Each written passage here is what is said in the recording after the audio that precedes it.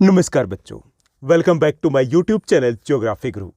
आज के इस एपिसोड में, इस वीडियो में हम क्या बात करेंगे? आज हम बात करने वाले हैं क्लास 11th पोल साइंस की और कंटिन्यू रखेंगे हमारी क्लास 11th पोल साइंस की एनसीईआरटी की सीरीज़ को। ये जो हमारी एनसीईआरटी की सीरीज़ है, इस सीरीज़ में हम क्या करें? इस सीरीज़ में हम आपकी एनसीईआरटी बुक्स के चैप्टर्स को ईजी लैंग्वेज में आपके साथ शेयर करते हैं। ईजी लैंग्वेज का मतलब ये हुआ कि यहाँ पे जो लैंग्वेज रहती है एनसीईआरटी की बुक्स की, वो थोड़ी सी डिफ़िकल्ट होती है। उसमें कुछ तत्सम शब्द होते हैं, हैवी जो शब्द होते हैं, वर्ड होते हैं, उनका अच्छा खासा यूज़ किया जाता है। इसके साथ साथ यहाँ पे जो एग्जाम्पल दिया जाता है, एग्जाम्पल भी नेशनल लेवल के होते हैं, तो कई बार कंसेप्ट ठीक से क्लियर नहीं हो पाता। ओके, इसके साथ साथ एक और इशू भी है इस बुक की, अगर बात करें पर्टिकुलरली, तो यहाँ पे कंसेप्ट तो छोटा सा होता है, लेकिन उसमें एग्जाम्पल्स के साथ उसको इतना लंबा खींच दिया जाता है कि हमें कुछ समझ में नहीं आता कि भाई बात क्या की जा रही है यहाँ पे। तो यहाँ पे हम इस सीरीज़ के थ्रू टू द पॉइंट बात करते हैं, कंसेप्ट के ऊपर हमारा फोकस रहता है। तो समराइज भी करने की कोशिश करते हैं कि चैप्टर समराइज भी हो जाए, थोड़े टाइम में आप इजीली उसको रिवाइज कर पाओ। तो ये आपके लिए बहुत ही इंपॉर्टेंट एक सीरीज़ है, जिसके थ्रू आप कंसेप्ट को थोड़े टाइम में क्लियर कर पाते हो। इसके साथ साथ हम एक और चीज़ भी डिस्कस करते हैं कि कौन से टॉपिक है जो आपके लिए इंपॉर्टेंट रहते हैं एग्जाम के लिए, तो उनके ऊपर भी हम यहाँ पर फोकस करते हैं। आज हम क्या बात करेंगे? आज का हमारा चैप्टर रहेगा 6th चैप्टर है आपका, सिटीजनशिप, नागरिकता। इस चैप्टर को हम डिस्कस करेंगे। छोटा सा आसान सा चैप्टर है और इसमें हम नागरिकता की बात करेंगे कि नागरिकता क्या होती है, कितने टाइप की होती है, कैसे मिल सकती है और कैसे छीनी जा सकती है। और इसके साथ साथ हम शरणार्थियों की भी बात करेंगे, रिफ्यूजीज़ की भी बात करेंगे कि वो क्या होते हैं, क्यों होते हैं और उनके राइट्स का क्या होता है। Let's begin. चलिए शुरुआत करते हैं हम आज की इस वीडियो की और इस चैप्टर की। सबसे पहले हमें क्या समझना है? सबसे पहले हमें समझना है कि भाई ये नागरिकता क्या होती है। नागरिकता मतलब जैसे आपने सुना होगा कि हम सभी इंडियंस हैं, ओके, वो बांग्लादेशी हैं, यहाँ तो अमेरिकन आए हुए थे, चाइनीज़ लोग हैं, जापानीज़ लोग हैं। तो ये किसकी बात करें? ये Chinese, Japanese, French, German, Bangladeshi, Pakistani, ये नागरिकता है। तो ये नागरिकता होती क्या है? तो सबसे पहले, क्योंकि नागरिकता ही हमारा ये चैप्टर है, तो वो हमारा क्लियर होना चाहिए कि नागरिकता किसको कहेंगे। तो औपचारिक रूप से नागरिकता व्यक्ति और राज्य के बीच में एक संबंध होता है, जिसके द्वारा व्यक्ति है वो राज्य की आज्ञाओं का पालन करता है और राज्य बदले में उसे सुरक्षा की गारंटी देता है। यानी कि नागरिकता क्या है? एक व्यक्ति और जिस भूभाग में वो रह रहा है उनके बीच का संबंध है। इसमें व्यक्ति क्या करता है कि जो भी राज्य ऑर्डर देता है उसकी आज्ञा का पालन करता है और बदले में राज्य उसे सुरक्षा देता है। सुरक्षा संबंध और सुरक्षा के साथ साथ कुछ वो सुविधाएं देता है। ठीक, ये कंडीशन होता है, यानी कि म्यूचुअल होता है। मान लीजिए कि जिस दिन उसने राज्य को नुकसान पहुंचाना शुरू कर दिया तो क्या होगा? हो सकता है उसकी नागरिकता छीन ली जाए और हो सकता है उसको जो सुविधा दी जा रही है वो सुविधाएं उससे छीन ली जा सकती हैं। ठीक, तो नागरिकता क्या है? नागरिकता एक व्यक्ति और राज्य के बीच में एक संबंध होता है, जिसके द्वारा व्यक्ति है वो राज्य की आज्ञाओं का, नियमों का, कानूनों का पालन करता है और बदले में राज्य उसे सुरक्षा की गारंटी देता है, साथ ही साथ कुछ सुविधाएं देता है। ये संबंध कानून द्वारा निश्चित होते हैं और अंतर्राष्ट्रीय कानून द्वारा ये मान्यता प्राप्ति होते हैं। और इसी के आधार पे हम कहते हैं कि हम भारतीय हैं, वो जापानीज़ हैं, वो जर्मन है, वो चाइनीज़ है, वो बांग्लादेशी है, ओके, वो श्रीलंकन है, ऐसा बोलते हैं ना। तो वो एक संबंध होता है कि मतलब अगर हम ये करें कि उस चाइनीज़ है, इसका मतलब है कि वो चाइना के साथ उसका कॉन्ट्रैक्ट हो चुका है। भाई चाइना है, वो उसके प्रति वो रिस्पॉन्सिबल है, चाइना को लेकर के वो ड्यूटी अपनी परफॉर्म कर रहा है और बदले में चाइना है उसको प्रोटेक्ट करेगा। हम इंडियंस हैं तो हम क्या करते हैं? हम इंडियंस हैं, इसका मतलब हम इंडिया के जितने भी रूल्स हैं, नॉर्म्स हैं, उसको हम फॉलो करेंगे। बदले में हमारा देश है हमें प्रोटेक्ट करे, हमें कई प्रकार की फैसिलिटीज़ देगा और जो फैसिलिटीज़ हमें मिलेगी वो किसी दूसरे नागरिक को नहीं मिल सकती। जैसे हमारे पास राइट टू वोट है, अब पाकिस्तानी आके नहीं कह सकता भाई मुझे भी वोट डालना है, नहीं दे सकते ना, क्योंकि उनका और गवर्नमेंट के साथ, देश के साथ कोई किसी टाइप का कॉन्टैक्ट नहीं है। ओके, तो ये नागरिकता क्या है कि एक व्यक्ति और राज्य के बीच में संबंध होते हैं, जिसके द्वारा राज्य है वो जो व्यक्ति है वो राज्य के नियमों का, कानूनों का पालन करता है और बदले में राज्य है उसको कुछ सुविधाएं, कुछ अधिकार और सुरक्षा की गारंटी देता है। ठीक, उसके बाद कि ये जो अधिकतर लोकतांत्रिक देश होते हैं उसमें जो नागरिक होते हैं उनको कई प्रकार के अधिकार प्राप्त होते हैं। यानी कि अगर हम नागरिक हैं किसी भी देश के तो उनको कुछ विशेष सुविधाएं प्राप्त होती है जो कि विदेशियों को प्राप्त नहीं होती। जैसे अगर हम लोकतांत्रिक देशों की बात करें तो हमारे पास अभिव्यक्ति का अधिकार है, मतदान का अधिकार है, आस्था की स्वतंत्रता है, या न्यूनतम मजदूरी या शिक्षा पाने का अधिकार है। तो ये जो अधिकार है जरूरी नहीं कि विदेशियों के पास भी ये अधिकार हो। जैसे राइट टू वोट की बात करते हैं तो हमारे पास है, भाई हम वोट डालेंगे, कौन रोक सकता है? नहीं रोक सकते। ओके, लेकिन कोई विदेशी आके कहेंगे मुझे वोट डालना है, तो ऐसा होगा? नहीं होगा। हम कहें कि हमें यहाँ पे एडमिशन लेना है, ओके, और अगर हम वहाँ पर एलिजिबल है तो एडमिशन लेने के लिए हमें रोक नहीं सकते। लेकिन विदेशी आके कहे कि मुझे लेना ही लेना है, तो कोई ज़रूरी नहीं कि उसको वो अधिकार दिया जाए। तो जब हम किसी देश के नागरिक होते हैं तो उनके पास कुछ अधिकार होते हैं जो कि विदेशियों को प्राप्त नहीं होते, जो विदेशियों से हमें अलग करते हैं। नागरिक आज जिन अधिकारों का प्रयोग करते हैं वो अधिकार ऐसा नहीं कि शुरुआत से ही रहे हैं। जैसे अगर हम राजतंत्र की बात करें पहले, तो क्या नागरिकों के पास अधिकार था? राइट टू वोट था? नहीं। क्या शिक्षा का अधिकार था? नहीं। काम पाने का अधिकार था? नहीं। स्वतंत्रता का अधिकार था? नहीं था।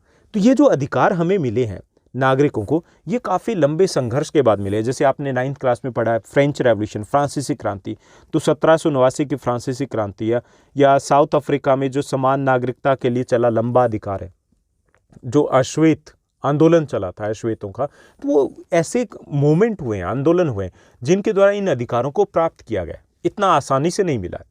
धीरे धीरे हम राजतंत्र से, तानाशाही से लोकतंत्र की तरफ आए। जब लोकतंत्र की तरफ आए तो तब जाकर के हमें ये अधिकार प्राप्त हुए। और ये अधिकार अभी भी कुछ देशों में एक समान नहीं है, कहीं कहीं पर अभी भी भेदभाव होता है, तो उसके लिए संघर्ष अभी भी जारी है। नागरिकता से संबंधित प्रावधानों का जो वर्णन किया गया है वो संविधान के 3 खंड में किया गया है हमारे देश के, और संसद द्वारा उसके बाद पारित कानूनों से हुआ है। यानी कि नागरिकता संबंधी जितने प्रावधान है वो 3 खंड में, और उसमें समय समय पर कुछ बदलाव, कुछ संशोधन भी किए गए हैं, और वहाँ पर हम इनके बारे में डिटेल से जान सकते हैं कि हमें कौन कौन से अधिकार प्राप्त हैं, क्या कर सकते हैं और क्या हम नहीं कर सकते। तो यहाँ पे क्लियर हो गया कि नागरिकता होती क्या है। ठीक, उसके बाद बात आती है कि नागरिक क्या होता है। नागरिक किसे कहेंगे, सिटीजन किसे कहेंगे? ओके, जैसे हम बोलते हैं ना कि वहाँ पे कनाडा में पीआर मिल गया, वहाँ का वो रेजिडेंट हो गया, परमानेंट रेजिडेंट हो गया, या हम बोलते हैं कि वो पाकिस्तान का नागरिक है, हम इंडिया के नागरिक है। तो ये नागरिक क्या होता है कि नागरिक एक वह व्यक्ति है जो किसी देश या राज्य का पूर्ण सदस्य होता है, उसे हम नागरिक कहेंगे। ठीक, जैसे आप स्कूल में पढ़ते हो तो आप उस स्कूल के स्टूडेंट हो। अब स्टूडेंट होने का मतलब क्या हुआ कि आप स्कूल में जाते हो, उसी स्कूल में पढ़ते हो, उसी स्कूल के नियमों को पालन करते हो, आपको एक आई कार्ड दे रखा है, तो आप स्कूल के स्टूडेंट हो। ऐसा नहीं कि किसी स्कूल के आगे से जाओगे कहोगे कि मैं इस स्कूल का स्टूडेंट हूँ, ऐसा नहीं होगा ना। तो इसमें ऐसे ही सेम ये होता है कि वह व्यक्ति जो किसी देश या राज्य का पूर्ण सदस्य हो उसे हम नागरिक कहेंगे। एक नागरिक के पास कई प्रकार की सुविधाएं होती है, यानी कि एक नागरिक की कई प्रकार की हम विशेषताएं कह सकते हैं। कि पहला तो ये कि वो एक राज्य का सदस्य होता है। राज्य मतलब यहाँ पे देश से है, वो एक देश का सदस्य होता है। उसे राज्य के माध्यम से सामाजिक और राजनीतिक अधिकार भी प्राप्त होते हैं। अब वो नागरिक है तो उसको कुछ अधिकार प्राप्त होंगे। वह जिस देश का या राज्य का सदस्य होता है वो उसके प्रति वफादार होता है। वह उसके अंदर समाज का भला करने की उसके अंदर इच्छा होती है। वह वहाँ का स्थायी निवासी होता है, हालांकि कभी कभी अगर बाहर जाना चाहे तो वो जा सकता है लेकिन वापस आ जाएगा। और वो राज्य के प्रति समर्पित होता है और उसके लिए बलिदान देने के लिए, कुछ कर गुजरने के लिए तैयार होता है। ये कुछ विशेषताएं होती है एक नागरिक की, कि नागरिक है वो उसका स्थायी निवासी होता है, स्थायी तौर पे उसी देश में रह रहा होता है, और उसके सभी नियमों को पालन करता है, नियमों का पालन करता है, कर्तव्यों का पालन करता है, और उसको कुछ अधिकार भी प्राप्त होते हैं, चाहे वो सामाजिक हो, राजनीतिक हो, इस प्रकार के अधिकार भी उसे मिले होते हैं। ये कुछ विशेषताएं होती है कि नागरिक अगर होता है तो वो कैसे अलग होता है। उसके बाद अगर हम बात करें विदेशी की, तो विदेशी कौन होता है फिर? विदेशी जो व्यक्ति किसी अन्य देश के नागरिक होते हैं तो उसे हम विदेशी कहेंगे। जैसे वो अस्थायी रूप से दूसरे देश में आया हो तो उसको हम विदेशी कहेंगे। जैसे यहाँ पे अगर इंग्लैंड से आए हैं, जर्मनी से आए हैं, ओके, या फिर स्पेनिश कोई आया है, तो वो क्या है? हमारे लिए विदेशी है। वो नागरिक तो है, कहाँ का? उस देश का नागरिक है। हम अगर किसी दूसरे देश में चले जाएं, हम ऑस्ट्रेलिया में चले जाएं, हम क्या होंगे? हम विदेशी हैं, हम फॉरेनर हैं। हमें वो राइट मिलेंगे ऑस्ट्रेलिया में जो ऑस्ट्रेलिया वालों को मिले हुए? नहीं मिलेंगे। हमें यहाँ पे जो राइट मिले हुए हैं वो हमें मिले हुए हैं जो विदेशियों को नहीं मिले। हमें क्यों मिले? क्योंकि हम यहाँ के नागरिक हैं। तो नागरिक क्या होता है? जो उस देश का स्थायी निवासी होता है, ओके, स्थायी निवासी होता है, उसका सदस्य होता है, वो नागरिक कहलाता है। और जब कोई और दूसरे देश में जाता है या दूसरे देश का अगर वो सदस्य और किसी और देश में जा रहा है तो उसे वहाँ पर हम विदेशी कहेंगे। ठीक, अब नागरिक और विदेशी में अंतर क्या होता है? एक इंपॉर्टेंट यहाँ से टर्म बनेगी कि नागरिक और विदेशी में अंतर क्या होते हैं। तो अगर अंतर की बात करें तो पहला देखिए, जो नागरिक होते हैं वो स्थायी होते हैं, उनका निवास स्थान क्या होता है? स्थायी होता है। जैसे अगर हम इंडियंस हैं तो हमारा निवास स्थान क्या है? वो इंडिया है। घूमने के लिए जाएं अलग बात है। अधिकार क्या होते हैं? हमें सभी सामाजिक और राजनीतिक अधिकार प्राप्त होते हैं। कर्तव्य ये होता है कि हमें जो कानून होते हैं उनका पालन करना अनिवार्य होता है। प्रतिबंध हमारे ऊपर राज्य में घूमने फिरने पर, काम धंधे पर किसी प्रकार के प्रतिबंध नहीं होते हैं। ठीक, नागरिकों के ऊपर अगर हम बात करें यहीं पर सेम पॉइंटों में, अगर हम बात करें कि विदेशी के पास क्या कुछ होता है, तो विदेशी जो होते हैं वो अस्थायी होते हैं, उनका निवास अस्थायी होता है। जैसे यहाँ पे इंग्लैंड के आगे तो वो कुछ दिनों के लिए घूमने के लिए आए या बिजनेस के पर्पज से आए, तो उनका निवास क्या है, यहाँ पर अस्थायी है। उनको अधिकार प्राप्त होते हैं, राजनीतिक अधिकार प्राप्त नहीं होते, उनके पास केवल सामाजिक अधिकार होंगे। कर्तव्य, ये अपने मूल देश के प्रति वफादार होते हैं और अन्य देश के कानूनी कर्तव्यों को संपूर्ण तरीके से, पूरे तरीके से मानने के लिए बाध्य नहीं होते। कुछ कानून तो मानने पड़ेंगे लेकिन सारे कानून मानने के लिए बाध्य नहीं होते, क्योंकि इस देश के वो नागरिक नहीं है। और प्रतिबंध की उन्हें निश्चित समय सीमा या जगह में निवास करना होता है। जैसे विदेशी आते हैं तो वो वीज़ा लग के आता है, वीज़ा कितने डेज़ का, उतने दिनों तक वो रह सकते हैं, कहाँ आ जा सकते हैं, वो सब कुछ मेंशन होता है। तो उनके ऊपर कुछ बाधाएं कह सकते हैं, कुछ सीमाएं हैं, कुछ प्रतिबंध है वो लगे होते हैं।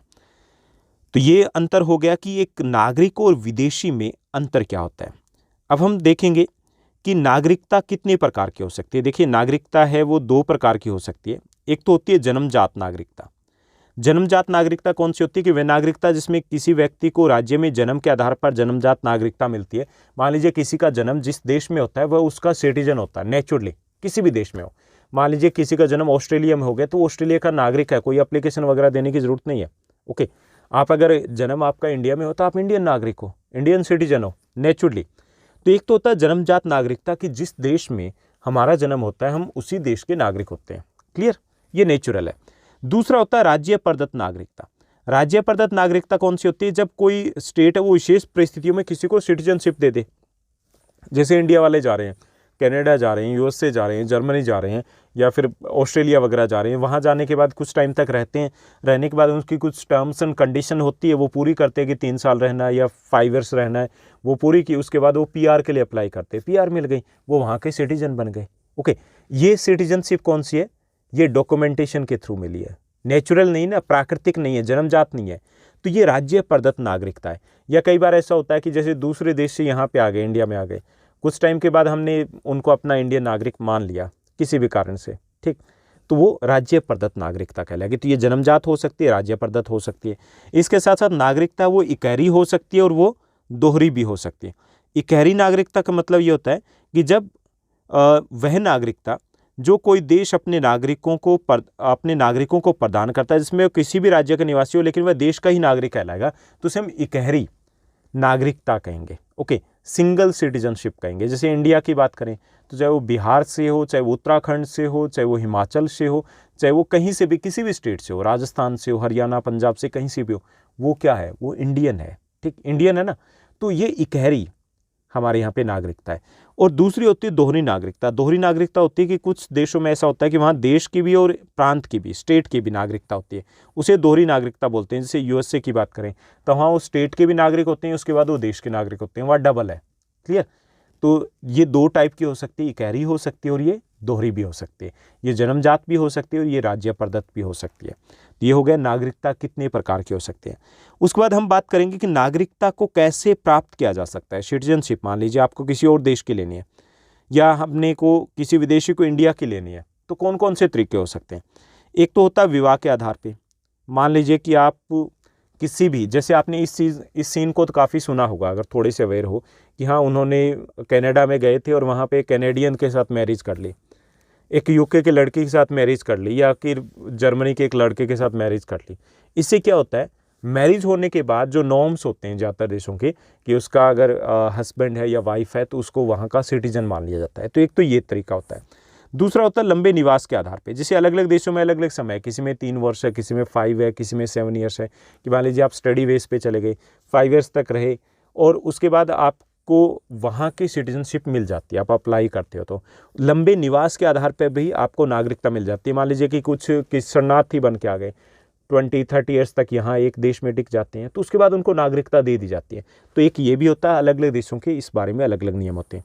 गोद लेने पर, मान लीजिए कि किसी भी पेरेंट्स ने गोद ले लिया किसी और देश के लोगों को, बच्चे को गोद ले लिया। मान लीजिए कि कोई फ्रेंच है और उन्होंने किसी अफ्रीकन बच्चे को गोद ले लिया, तो वो वहाँ का फ्रेंच सिटीजन बन जाएगा। ओके, एक ये भी तरीका है। संपत्ति खरीदने पर, मान लीजिए कि प्रॉपर्टी खरीद ली आपने किसी भी देश में, हालांकि वो नियम भी इसी टाइप के होते हैं। आप विदेशी प्रॉपर्टी खरीद ली तो भी कुछ देशों में ऐसे नियम है कि आप उस देश के नागरिक बन जाते हो। इसके साथ साथ सरकारी सेवा, मान लीजिए कि आप किसी देश में गवर्नमेंट जॉब में लग जाते हो, अप्लाई किया आपने, अपॉइंटमेंट हो गई, तो आपको सिटीजनशिप नेचुरली मिल जाएगी।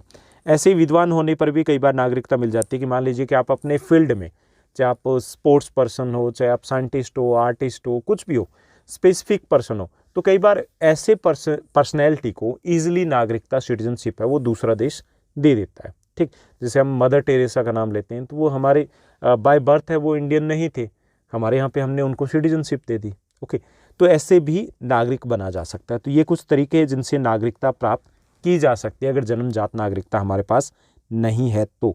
ओके, उसके बाद हम समझेंगे कि नागरिकता त्यागने के तरीके, कि नागरिकता है, सिटीजनशिप है, वो कब छीनी जा सकती है या कैसे छोड़ी जा सकती है। देखिए, एक तो ये है कि नागरिकता छोड़ी जा सकती है।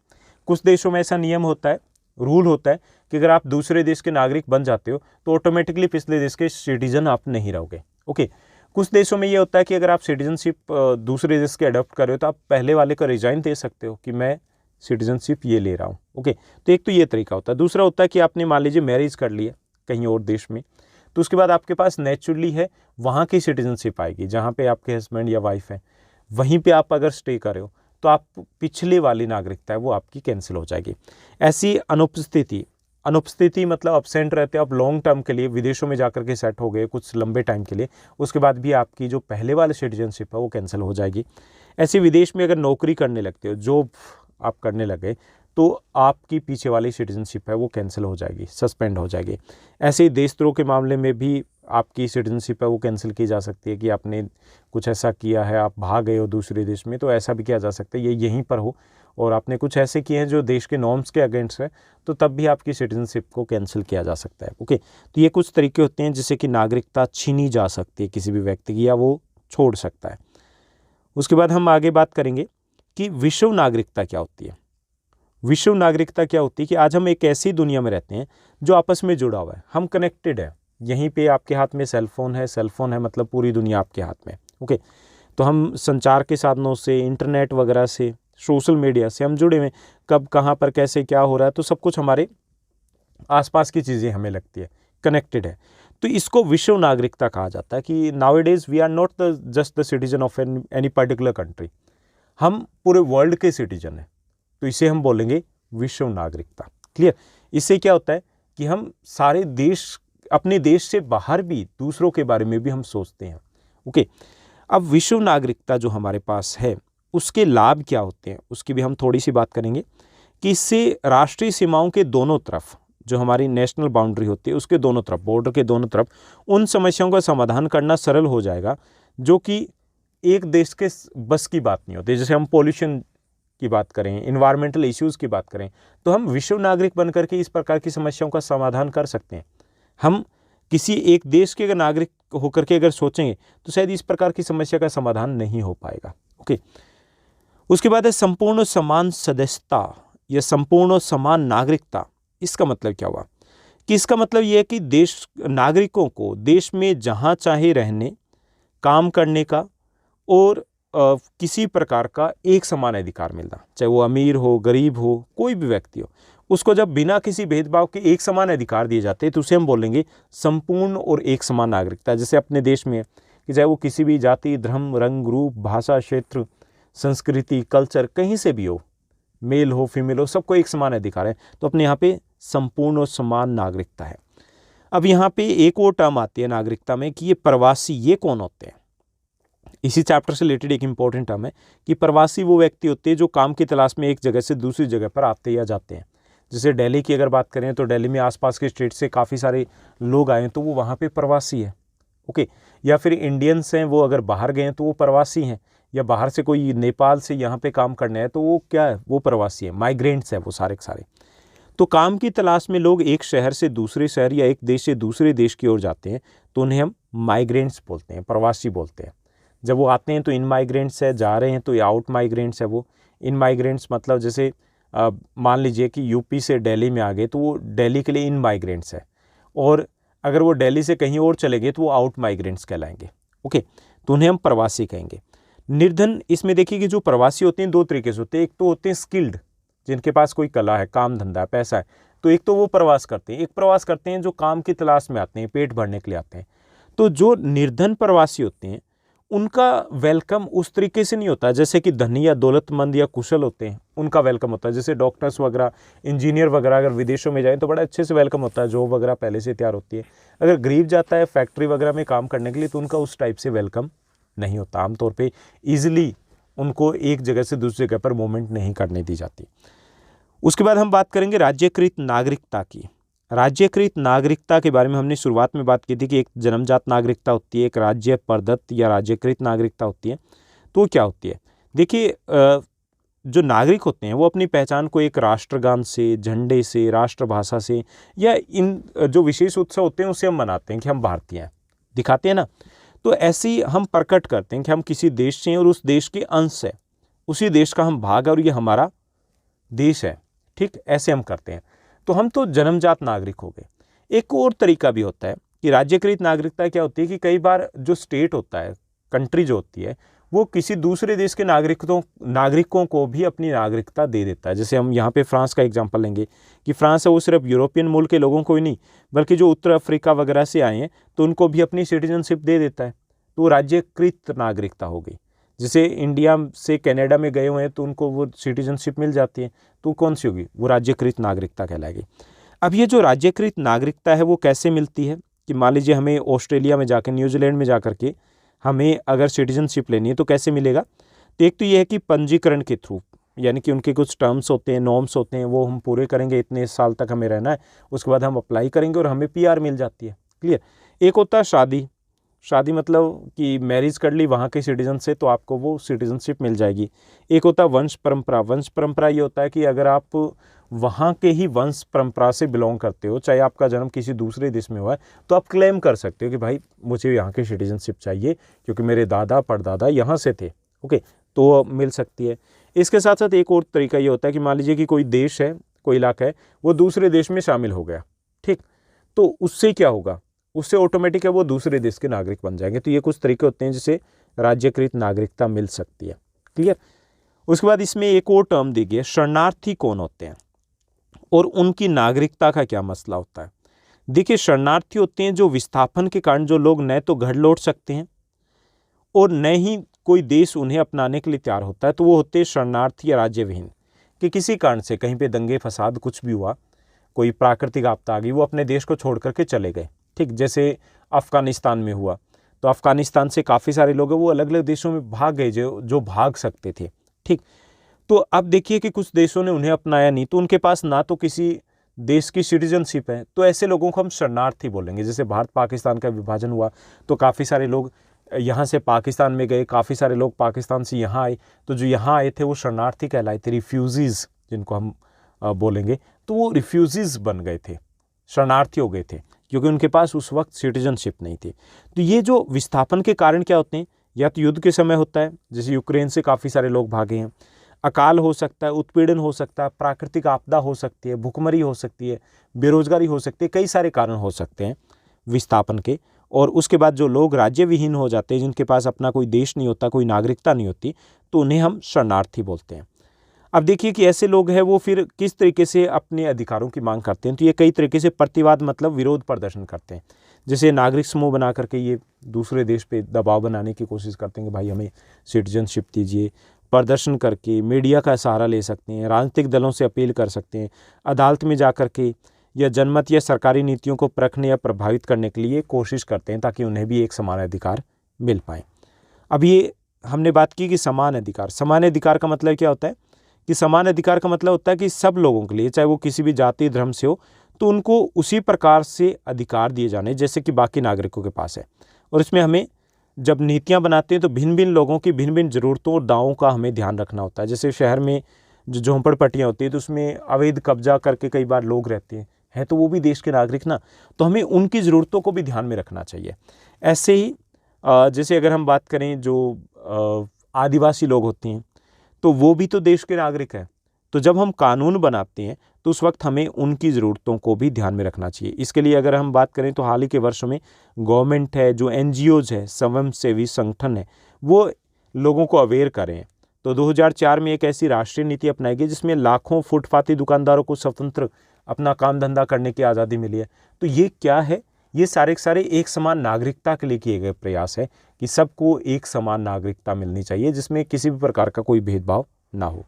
भारत की अगर बात करें तो भारत में भी कुछ ऐसा ही है, सभी नागरिकों के लिए एक समान नागरिकता है। इसमें चाहे वो किसी भी जाति, धर्म या समुदाय से व्यक्ति क्यों ना हो, उनके लिए नियम है, कानून है, वो एक जैसा है। एक देश एक कानून है यहाँ पर।